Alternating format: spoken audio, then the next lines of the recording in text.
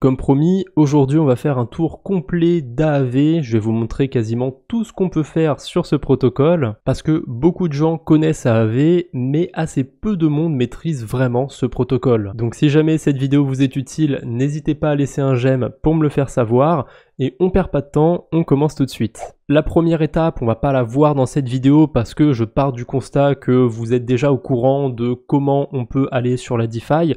Il va falloir bien évidemment se munir d'un wallet, de mettre des cryptos dessus. Bon, ça, il y a déjà pléthore de tutoriels et même moi, j'en ai déjà fait sur ma chaîne YouTube pour vous montrer comment on retire d'un exchange, etc. Je vous conseille en tout cas le wallet Rabi pour cette vidéo parce que déjà, il va vous permettre d'aller sur toutes les blockchains qui sont compatibles avec AAV. En plus de ça, c'est un wallet qui fonctionne bien, il y a des fonctionnalités assez sympathiques dessus. Donc, je vous conseille le wallet Rabi, mais bien évidemment, si vous avez MetaMask, si vous avez XDeFi, si vous avez un autre wallet, ça peut le faire. Vous n'êtes pas obligé d'avoir le wallet Rabi. Maintenant, rentrons dans le vif du sujet, AAV. Alors, il faut savoir que sur AAV, il y a deux versions. On peut voir qu'il y a la version 2 et la version 3. Selon les versions aussi, on n'aura pas les mêmes blockchains de disponibles. Sur la V2, par exemple, on a Ethereum, Polygon et Avalanche, alors que sur la V3, on retrouve ces trois écosystèmes, mais il y en a quand même pas mal d'autres. Base, Arbitrum, Avalanche. Alors Phantom et Harmony, il y a eu des soucis sur ces deux blockchains, du coup maintenant c'est plus utilisable. Donc partez du principe qu'AAV n'est pas sur ces écosystèmes, mais on a aussi Optimism et Métis. Maintenant, c'est quoi ces différences entre la V2 et la V3? En fait, la V3, ça va être une version plus sophistiquée d'AAV, on va retrouver plus de fonctionnalités. La version 3, c'est aussi la version la plus actuelle d'AAV. Après, c'est pas impossible que si vous regardez ma vidéo plusieurs mois, plusieurs années après sa sortie, il y ait une V4 d'AAV, peut-être une V5, qui sait, et que le protocole ne ressemble plus du tout à ça. Même si le protocole a bien évolué au moment où vous regardez ma vidéo, le principe restera le même. On pourra déposer, emprunter des cryptos sur AAV. D'ailleurs, je vais vous montrer toutes les stratégies qu'on peut faire en empruntant des cryptos sur AAV. Si vous êtes là juste pour ça, je vous invite à regarder les chapitres. Grâce à ça, vous pouvez aller directement à la partie de la vidéo qui vous intéresse. Si vous voulez voir une stratégie en particulier, c'est l'idéal. Mais pour ceux qui veulent vraiment découvrir AAV, restez sur la vidéo, on va regarder tout ce qu'on peut faire. Pour l'instant, je suis sur la V2 de Polygon. Je suis ici parce que j'ai déposé un peu du SDT et vous voyez que le bouton collatéral ici, il est désactivé. Ce bouton collatéral, ça veut tout simplement dire que la crypto que vous avez déposée, vous pouvez emprunter par-dessus. Là, je peux pas l'activer, ça veut dire que je peux pas emprunter par-dessus mes USDT. C'est un truc qui va être important aussi à cerner, cette notion d'emprunt. On peut emprunter que sur gage. En fait, si je prête 1000 $ par exemple à AAV, je vais avoir le droit d'emprunter 500, 800 $. Ça va dépendre de la crypto que je dépose. On va prendre le cas de Matic par exemple. Je vais cliquer sur détail juste ici. D'ailleurs, j'utilise la version en anglais parce que quasiment tous les protocoles de la DeFi sont en anglais. Mais si jamais vous êtes vraiment une quiche en anglais, il y a une version traduite d'AAV en français. Je clique sur détail sur Matic et là, on peut voir deux informations qui sont assez importantes. La première, ça va être la max LTV. Donc concrètement, ça va être la quantité maximum que vous pouvez emprunter. Si je reprends mon exemple où on dépose 1000 $ d'une crypto, donc en l'occurrence 1000 $ de Matic, je vais pouvoir emprunter jusqu'à 650 $ par-dessus. Mais attention, il y a un deuxième élément qui est très important à prendre en compte, c'est le palier de liquidation. Si jamais ce que vous empruntez, ça atteint 70% de votre collatéral, en tout cas pour le Matic, vous faites liquider. Donc imaginons que j'emprunte du Bitcoin par-dessus ces Matic, si jamais ça atteint cette limite de 70% de mon emprunt, je me fais liquider. AAV va revendre mes Matic pour racheter sa dette en Bitcoin. Et dans l'eau, bien évidemment, AAV va se faire un petit premium. On le voit ici, c'est 10% de pénalité. Donc j'ai tout intérêt à ne pas me faire liquider, sinon je vais perdre de l'argent, littéralement. Je sais que ça fait beaucoup d'informations déjà dès le début. N'hésitez pas à mettre cette vidéo de côté, de la voir en plusieurs fois si jamais vous avez besoin. Mais là, on a déjà les bases qu'il faut comprendre pour aller plus loin sur AAV. Maintenant, la V2, je vais la laisser de côté. Moi, je vais passer sur la V3 parce que c'est ici qu'on va pouvoir retrouver tous les outils qui sont disponibles. C'est aussi sur la V3 qu'on va pouvoir faire le plus de stratégies et je vais commencer justement par déposer du Matic et c'est la première stratégie qu'on peut faire sur AAV. En fait, vous n'êtes pas obligé d'emprunter. Vous pouvez très bien déposer des cryptos et récupérer les intérêts qu'il y a dessus. Et d'ailleurs, d'où proviennent les intérêts que vous avez sur AAV? Ils proviennent des gens qui empruntent. Vous voyez que si je dépose du Matic, je vais avoir 3,5% d'intérêt dessus. Tout simplement parce qu'il y a des gens qui empruntent avec 6% d'intérêt. Alors attention, les gens empruntent plus cher, ça veut pas dire que je me fais plumer. Tout simplement, il n'y a pas la même quantité des deux côtés. Il y a peut-être 1 million de Matic de déposés et 600 000 d'empruntés. Donc forcément, pour que ça s'équilibre, on n'aura pas les mêmes taux des deux côtés. Et puis entre deux, il faut bien aussi que AAV se paye. Donc on va dire que sur les 6,10% d'intérêt, il y a une toute petite partie qui va à AAV. Je sais plus trop de quel ordre c'est, mais il me semble que c'est vraiment pas grand chose. De toute façon, dans le doute, ça vous pouvez le retrouver dans la documentation, vous pouvez même le calculer si vous avez envie. En tout cas, c'est comme ça qu'AAV fonctionne. Donc je vais commencer par déposer une crypto sur AAV. Je vous précise aussi que là, je suis dans le dashboard, dans le tableau de bord. Vous pouvez aussi très bien naviguer sur AAV depuis l'onglet Markets pour voir tout ce qu'il y a de disponible. Mais en fait, l'avantage d'être dans le tableau de bord, c'est qu'ici, il va vous mettre directement toutes les cryptos que vous avez forcément dans votre portefeuille. Vous pouvez aussi activer toutes les cryptos du protocole, mais c'est beaucoup plus pratique comme ça. Donc moi, je vais déposer un petit peu de Matic. Je pourrais encore une fois très bien m'arrêter là, avoir mes 3% d'intérêt, et puis c'est très bien comme ça. Faut savoir que y a certains moments où sur AAV les taux sont très intéressants. Parfois il y a des gens qui se mettent à emprunter beaucoup d'USDC, beaucoup d'USDT, et pendant quelques heures ou même quelques jours, on peut se retrouver à avoir 20% d'intérêt annualisé sur des stablecoins. C'est pas dégueu quand on sait que c'est AAV. Bref, là je vais devoir passer ma transaction, je vérifie bien évidemment qu'il n'y ait pas de problème. L'avantage du wallet Rabby, c'est qu'il m'affiche clairement, en fait il me simule carrément ma transaction, donc je peux voir si ça va bien se passer ou pas. A priori, ça devrait bien se passer. Je vois que je vais recevoir un token qui s'appelle APOL-WMATIC. Alors déjà, il y a deux choses à savoir par rapport à ça. Le premier, c'est le préfixe APOL. Ça va être propre à AAVV3 en fait. Quand vous déposez une crypto sur AAVV3, vous allez recevoir un APOL token. C'est une sorte de preuve de dépôt, une preuve comme quoi vous avez bien déposé de l'argent sur AAV. Et si jamais vous vous amusez à échanger cette preuve de dépôt à quelqu'un, vous perdez entre guillemets les Matic que vous avez déposés sur AAV. C'est important de ne pas toucher à ce token. Et le deuxième élément aussi, c'est pourquoi il y avait un W devant le Matic. Il correspond à quoi ce W? Tout se joue autour des frais de transaction. Sur Polygon, je vais payer mes frais en Matic. Si je veux par exemple déposer des cryptos sur AAV, échanger des cryptos sur Uniswap, je vais pas pouvoir utiliser le Matic, puisque le Matic il sert à payer les frais de transaction. En réalité, je vais utiliser le WMatic, sauf que sur la plupart des protocoles, la conversion entre le Matic et le WMatic se fait automatiquement. En fait, le Matic, c'est pour les frais de transaction, le WMatic, c'est pour la DeFi, point barre. On a le même exemple sur la blockchain Ethereum, où on a l'ETH et le WETH. Pareil sur la Binance Smart Chain, on a le BNB et le WBNB. Il y aura toujours un ratio de 1 pour 1 entre ces deux actifs. Si jamais vous voyez un ratio différent, c'est qu'il y a probablement un problème. Mais bon, on va dire que ça c'est bonus parce que du point de vue utilisateur, que j'ai du WMatic ou du Matic, ça va pas changer grand chose à ma vie. Au final, voilà, là je me suis retrouvé à déposer 10 Matic sur le protocole.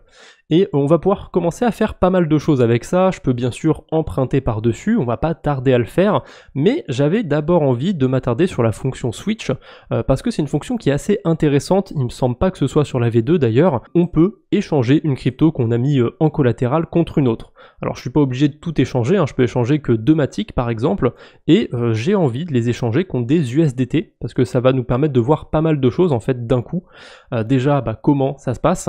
Là mes Matic, ils vont être convertis contre des USDT. Si je dis pas de bêtises, pour la conversion AAV, il va se servir de Paraswap, qui est un agrégateur, ça sert à échanger les cryptos. Mais cette fonction switch, elle n'est pas à prendre à la légère. Bien évidemment, si vous avez des positions d'emprunt, il faudra faire très attention avec la fonction switch, parce que peut y avoir des risques de liquidation ou quoi si vous faites n'importe quoi. Techniquement, si vous faites vraiment n'importe quoi, le protocole vous empêchera de faire la transaction. Mais il y a un autre truc auquel il faut faire vraiment attention, c'est si vous avez des grosses quantités de cryptos sur AAV. Bon, je sais, ça va pas être le cas de tout le monde, mais si vous avez des quantités à 4, 5, 6, 7 chiffres sur AAV et que vous voulez utiliser cette fonction switch, faites attention, il va y avoir un écart quand vous allez échanger une crypto contre une autre avec la fonction switch. Tout simplement parce qu'on n'a pas des liquidités infinies sur la DeFi et que parfois quand vous échangez 1 million d'une crypto, vous pouvez recevoir qu'au mieux 999 000 $ d'une autre. Ce sera pas non plus un impact énorme, mais surveillez-le quand même. Vous avez le price impact ici, si jamais il est supérieur à 1%, je vous déconseille très fortement de passer la transaction. Ça c'est dit, on peut passer à la suite. Je vais avoir besoin d'approuver mes WMatic et ensuite je vais pouvoir tout simplement les échanger contre de l'USDT. Donc je clique sur Switch, je passe la transaction. Ça se fait tout seul, honnêtement. De toute façon, ça vient un petit peu en allant sur AAV et sur la DeFi en général. Quand vous allez commencer à faire des transactions, vous allez vous rendre compte que c'est un petit peu la même chose partout. Donc il y a un certain automatisme et du coup ça devient de plus en plus facile. Mais là c'est vraiment pour les débutants parce que cet automatisme c'est un petit peu un piège. Parfois on va assez vite quand on fait des transactions. Et c'est dans ces moments-là qu'on se rend compte qu'on a fait une bêtise, qu'on a échangé la crypto qu'il fallait pas. Donc, même si ça devient automatique, même si ça devient facile d'échanger des cryptos ou quoi que ce soit, faites quand même attention quand vous faites une transaction. Regardez ce qui est affiché sur votre wallet avant de passer la transaction. Comme ça, vous êtes sûr de ne pas avoir fait de bêtises. Pourquoi j'ai échangé des Matic contre de l'USDT et pas une autre crypto? Eh ben parce qu'on va pouvoir voir le mode isolé. Le mode isolé, ça va pas se retrouver sur toutes les cryptos, c'est vraiment que sur certaines cryptos, notamment l'USDT. Pourquoi l'USDT en particulier? Je suis même pas sûr qu'il y ait vraiment de raison à ça. À part des raisons historiques éventuellement, si on revient sur la V2 par exemple, on peut voir qu'on peut pas emprunter par-dessus l'USDT. Donc à mon avis c'est juste pour ça. Enfin bref, là vous voyez que mon Matic il est en vert, il est en collatéral, ça veut dire que je peux emprunter par-dessus, mais l'USDT je peux pas l'activer, je peux pas le mettre en collatéral. En fait pour ça, toutes les cryptos qui sont en collatéral, je vais devoir les désactiver. Bon, là ça tombe bien, j'en ai qu'une à désactiver, j'ai juste le Matic. Donc je vais passer la petite transaction, ça va me coûter 1 centime de frais sur Polygon. Et maintenant que le Matic est bien désactivé, je vais pouvoir activer l'USDT et je vais pouvoir tout simplement emprunter par-dessus mes USDT. Mon USDT est en mode isolé maintenant et je pense que vous voyez tout de suite la différence qu'il y a avec le mode isolé. J'ai plus du tout les mêmes cryptos que je peux emprunter. En fait, avec le mode isolé, je peux emprunter qu'un certain type de crypto. Là, ça va être que des stablecoins typiquement. Bon, c'était juste pour la démonstration. Je vais retirer les USDT parce que c'est important aussi à regarder. On dépose des cryptos sur AAV, mais il y a bien un jour où on va avoir besoin de les récupérer, on va avoir envie de les mettre ailleurs. Donc tout simplement, vous cliquez sur Withdraw. Pour l'instant, j'ai pas d'emprunt sur AAV, donc j'ai pas de problème, je peux retirer tout ce que j'ai déposé, mais vous allez voir que quand on va commencer à emprunter, je pourrais pas faire n'importe quoi. Forcément, si je dépose 500$, que j'emprunte 200$, je vais pas pouvoir récupérer mes 500$, parce que qu'est-ce qui garantit à AAV que les 200$ d'emprunt que j'ai, je vais lui rembourser? En fait, c'est le collatéral que j'ai mis. Simplement, je vais avoir intérêt à rembourser AAV, parce que sinon, il me prend plus d'argent. C'est ce qu'on a vu déjà dans le début de cette vidéo, mais c'est important je pense de le rappeler, de le garder bien en tête. Là, cette fois-ci, je vais repasser le Matic en collatéral parce que je vais avoir besoin d'emprunter par-dessus. Vous allez voir, on va faire 2-3 carabistouilles. D'ailleurs, j'ai décidé de rajouter un petit peu plus de Matic. Voilà, j'en ai mis 12 en plus. Maintenant, je me retrouve avec 20 Matic de déposer. Et je vais commencer par emprunter du DAI. Alors il y a plein de stratégies qu'on pourrait faire en empruntant. La première stratégie, on va dire, ça va être la plus simple, la plus évidente. Ça va être d'emprunter des stablecoins par-dessus du Bitcoin, de l'Ether, un collatéral on va dire qu'on trouve safe. Pour soit la vie du quotidien, on pourrait très bien emprunter des DAI et aller les dépenser au quotidien. Alors attention par contre, selon les pays, il faut faire très attention à l'imposition que vous avez. Ça marche pas en tout cas en France de déposer du Bitcoin sur AAV, d'emprunter des stabs par-dessus et d'aller les déposer. Ça marche pas du tout, donc c'est pas une bonne idée. Par contre, si je dis pas de bêtises, je crois qu'au Luxembourg ou dans d'autres pays d'Europe, ça peut marcher. Mais sinon, on peut aussi emprunter du DAI par exemple ou un autre stablecoin pour aller les faire travailler sur un autre protocole de DeFi. Par exemple, là j'ai 4% d'emprunt sur le DAI, peut-être que j'ai trouvé une stratégie sur la DeFi où je peux aller déposer du DAI et avoir 10% d'intérêt. Et du coup, ça me permet d'avoir des liquidités, de pouvoir faire de la DeFi, même si j'ai que du BTC, de l'Ether, du Link ou je sais pas quoi dans mon portefeuille. On va aussi pouvoir parier à la hausse ou à la baisse, il y a encore d'autres choses qu'on va voir. Mais avant d'emprunter, déjà, je vais vous montrer comment ça marche. On a une manière d'emprunter qui est variable et une manière d'emprunter qui est stable. C'est quoi la différence? Bon, c'est assez évident, hein. Il y en a une qui va varier, il y en a une qui va être plus stable. Je dis bien plus stable parce qu'en fait ça va être réévalué de temps en temps. Vous vous doutez bien que si d'un coup le taux d'emprunt il passe à 50% sur AAV, sur le DAI et qu'il reste comme ça pendant plusieurs semaines, les gens qui ont emprunté de manière stable, on va pas les laisser à 5%. Ça ferait perdre entre guillemets de l'argent au protocole, donc ça va être réévalué au bout d'un moment selon les conditions de marché. Bien évidemment, ça peut aussi être réévalué à la baisse. On peut voir aussi sur le côté qu'il n'y a pas un APY stable pour toutes les cryptos, c'est que sur certaines cryptos, donc la plupart du temps ce sera un APY variable. Moi j'ai quand même vachement l'habitude d'utiliser un APY variable, donc j'aurais plutôt tendance à aller vers celui-là. Mais bon, peut y avoir des avantages à utiliser un APY stable. Le souci c'est que vous êtes la plupart du temps au-dessus du prix du marché, entre guillemets, donc moi je vais privilégier un APY variable, mais vous faites comme vous voulez. Il y a un truc auquel il faut faire attention, on peut pas emprunter une quantité infinie de crypto, on peut emprunter plus ou moins, et forcément plus on va emprunter, plus on aura de risques. On a un Hills Factor juste ici, vous voyez que si j'emprunte 3 DAI, il va passer de l'infini, ça veut dire qu'on est safe, on n'a aucun risque, à 2,5. Ça veut dire que là, il faudrait que mon collatéral, sa valeur soit divisée par 2,5 pour que je sois liquidé. Bon, honnêtement, c'est encore large, ce n'est que mon avis bien sûr, mais je trouve que descendre en dessous d'un Hills Factor de 1,6, voire même 2, c'est assez risqué. Après, ça va dépendre des cas, bien évidemment. Si vous déposez un stablecoin, que vous empruntez un autre stablecoin, bon, on peut avoir un Hills Factor qui est plus proche de 1, bien évidemment. Mais gardez quand même ça à l'esprit, on peut avoir des gros mouvements de marché d'un coup sur une crypto, même sur Ether et Bitcoin, et garder un Hills Factor à 1,8 à 2, c'est pas forcément bête. Alors vous allez moins emprunter, ce sera peut-être un peu moins optimal, mais moi c'est ce que je peux vous conseiller en tout cas si vous voulez dormir tranquillement. Et je parle même pas de si vous avez des cryptos beaucoup plus volatiles dans votre portefeuille. Je vais emprunter 4 DAI, je trouve que mon Hills Factor il est pas trop mauvais, 1,88 c'est pas trop mal. Bon, le Matic il est un peu plus volatile déjà que Bitcoin et Ethereum, donc je serais quand même un chouïa plus à l'aise avec un Hills Factor de 2, mais bon, je suis pas ultra loin non plus. Allez, hop, je vais emprunter mes DAI. À présent, j'ai mon emprunt qui s'affiche sur mon tableau de bord. Je vois aussi mon Hills Factor juste ici. Et ça va être l'occasion de vous montrer les deux petits outils qu'on a autour de ce Hills Factor. Déjà, on peut avoir des notifications si jamais notre Hills Factor il atteint une certaine valeur. Ça va être à vous de décider de cette valeur. D'ailleurs, je ne l'ai pas précisé directement, mais il faut forcément garder ce Hills Factor au-dessus de 1. En fait, 1 c'est la limite à laquelle vous faites liquider et où vous perdez ce que vous avez déposé.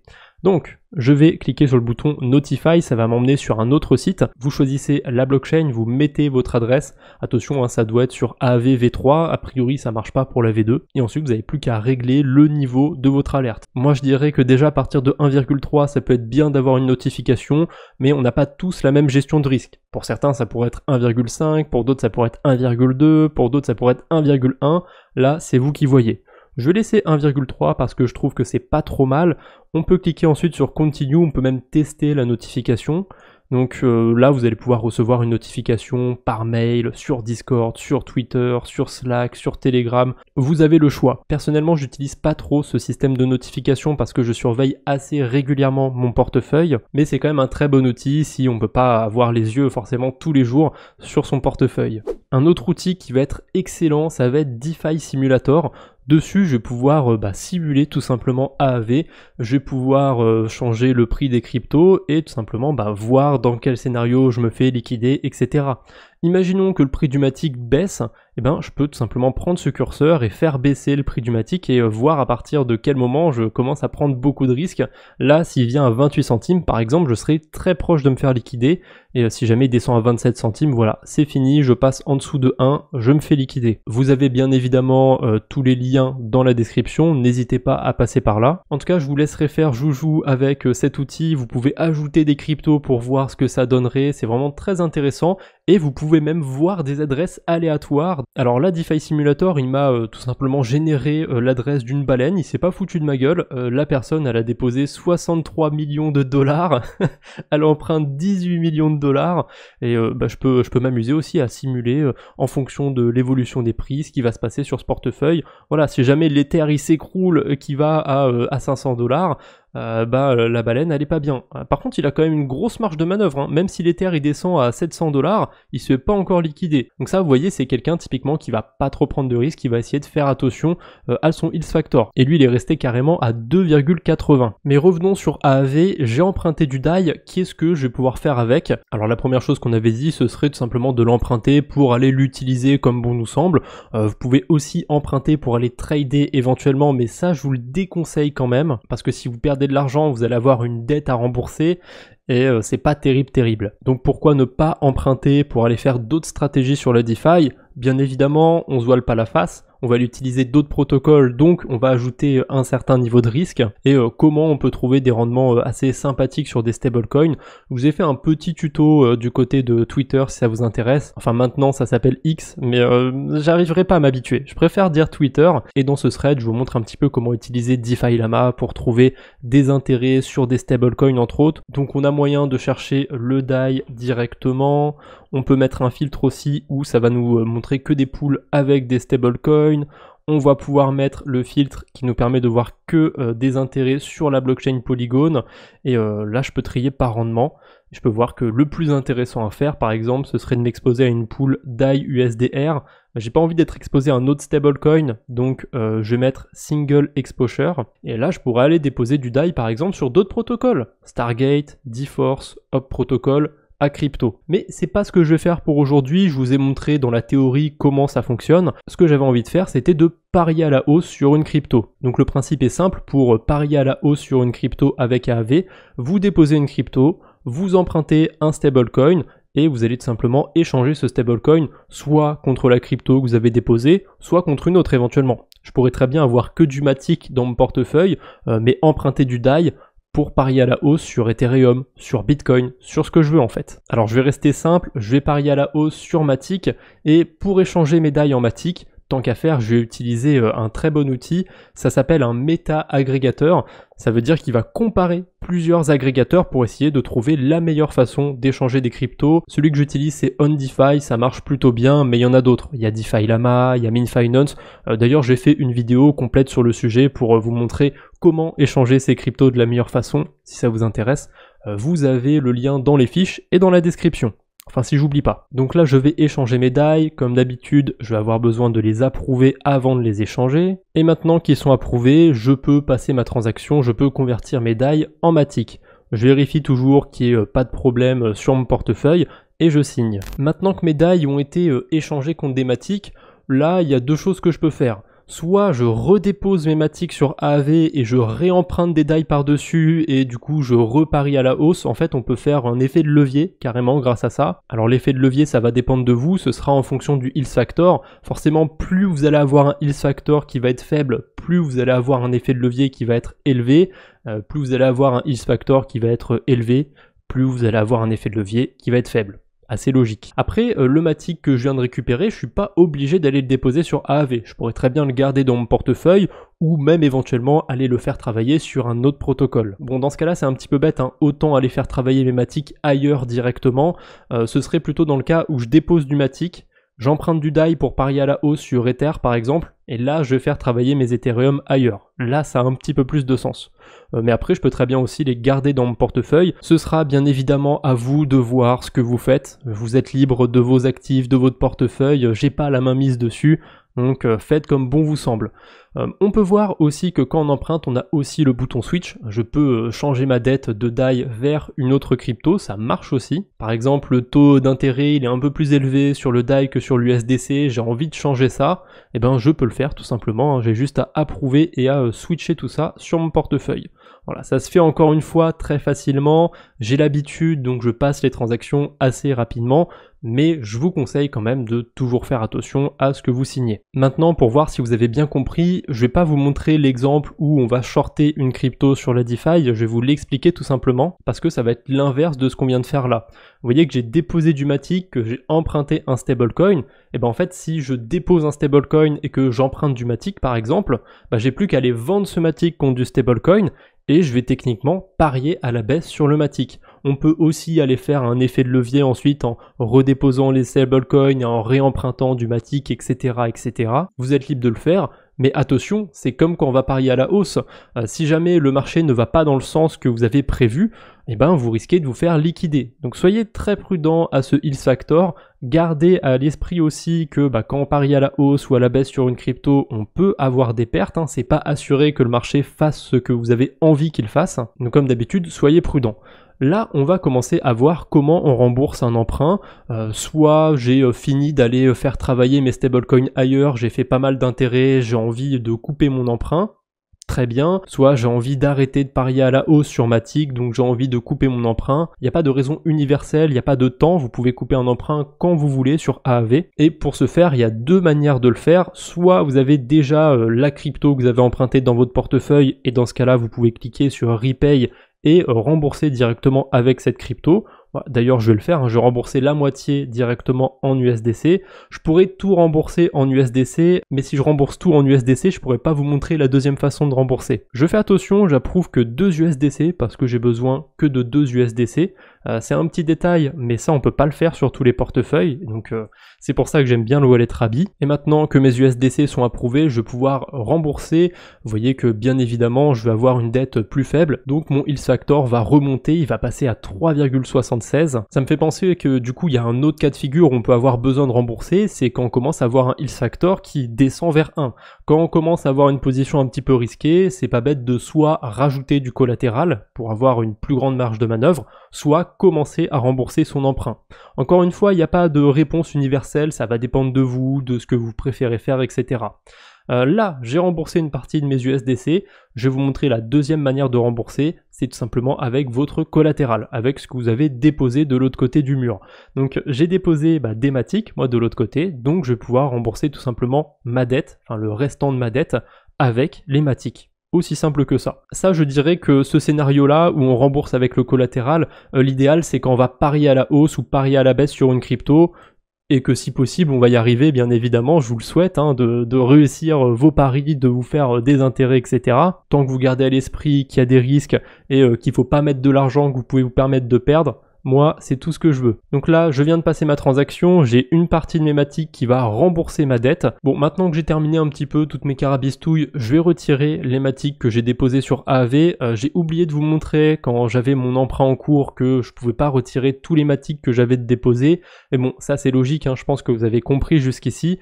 Si j'emprunte des cryptos sur AAV, je suis obligé d'en laisser forcément plus en collatéral. Ça, c'est assez logique. Je retire mes Matic. Encore une fois, je fais attention à la transaction sur mon portefeuille. A priori, il n'y a pas de problème, j'ai bien récupéré mes Matic. Et là, on a déjà vu une grosse partie de ce qu'on peut faire sur AAV. Mais c'est pas fini. Pour ceux qui ont connu la fièvre de la DeFi en 2021, on pouvait faire des choses très sympathiques sur AAV Polygon.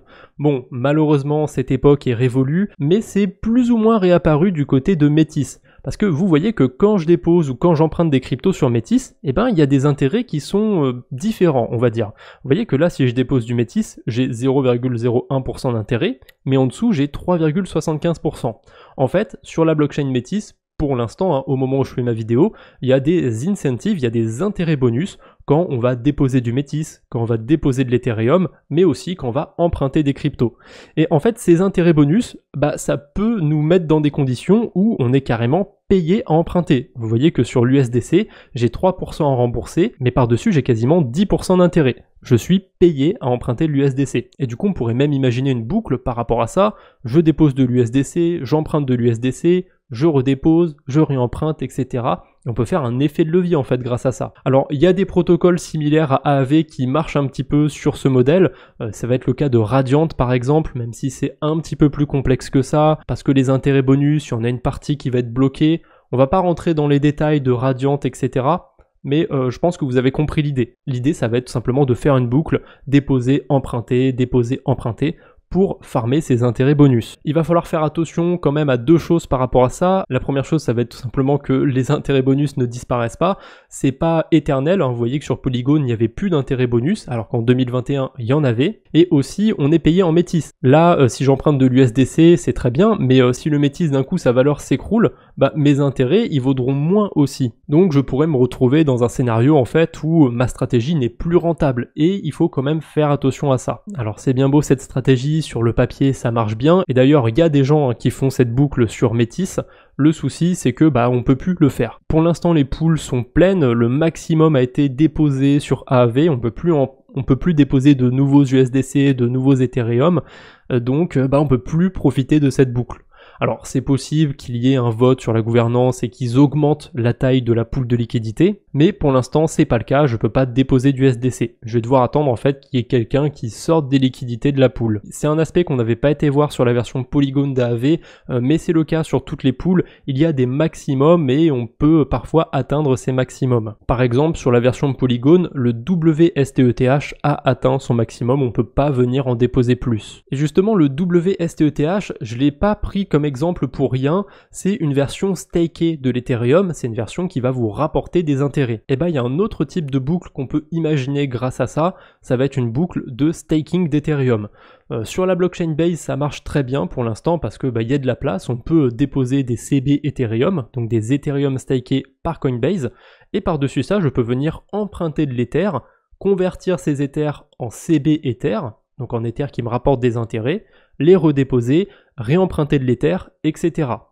Comme pour la stratégie avec Metis, il va falloir que je fasse attention. Si jamais l'Ether il coûte 10% à emprunter alors que le rendement de l'Ether staké il est à 5%, vous voyez qu'il y a un petit problème. Et puis même si j'emprunte à 3,19% et que le rendement il est à 3,5-4%, est-ce que c'est si intéressant que ça de faire la boucle ? Pas forcément, il y a peut-être des stratégies plus rentables que ça. Mais néanmoins, c'est une stratégie qui existe, on peut venir faire une boucle comme ça sur de l'Ether staké. Il y a même des protocoles dont c'est la spécialité.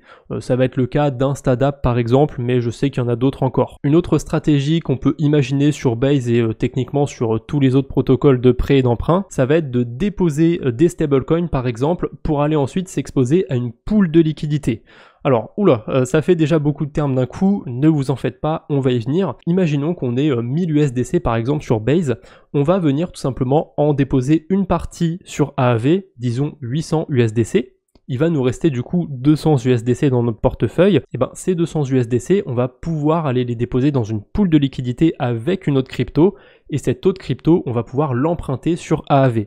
Donc imaginons que ce soit une pool avec de l'Ethereum, je vais venir emprunter 200 $ d'Ethereum, parce qu'il me reste 200 $ dans mon portefeuille. Ces Ethereum et ces USDC, je peux aller les déposer sur une pool de liquidité. Sur la blockchain Base, on a Aerodrome par exemple. Alors dans mon cas de figure, c'est pas très intéressant de faire ça. On a 9% d'intérêt sur la pool de liquidité. Alors 9% d'intérêt, c'est bien plus élevé que les 3% que j'ai à rembourser, certes, mais il y aura de la volatilité sur la pool. L'Ether, son prix, il évolue. Quand on est exposé sur une pool de liquidité, on a des impermanent loss. Et les rendements sont quand même un petit peu faibles. Il y a des chances qu'on se fasse bouffer par les impermanent loss, qu'on ait plus d'intérêt négatif en fait à faire cette stratégie. Donc là, je vous la donne théoriquement comment ça peut fonctionner sur le papier, mais bien évidemment, ça va être adapté sur des protocoles où les rendements vont être intéressants avec les cryptos qui vont bien avec. Cette stratégie, j'ai déjà eu l'occasion de l'explorer maintes et maintes fois sur la chaîne YouTube, notamment dans mes séries Mon portefeuille 2023 et 1 an de staking,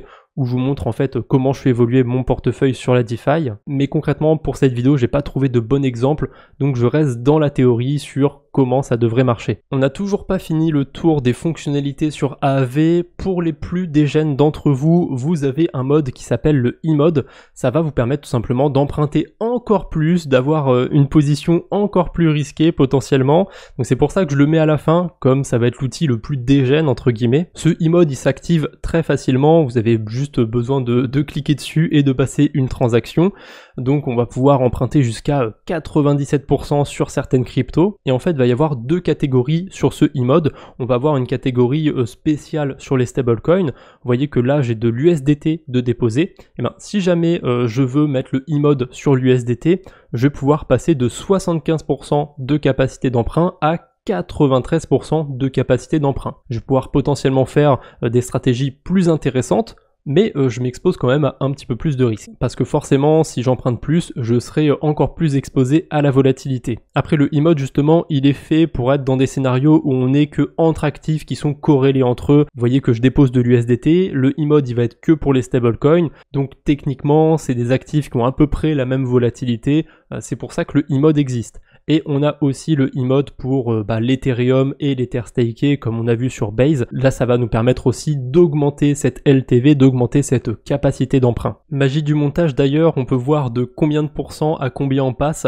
Et avec l'Ethereum, on peut passer de 82,5 à 90%. Il reste encore quelques petites fonctionnalités qu'on va trouver que du côté de la blockchain Ethereum. C'est notamment sur cette blockchain qu'on va pouvoir venir staker le token d'AAV. Donc le staker, ça va nous permettre d'avoir des intérêts dessus. On va aussi pouvoir participer à la gouvernance.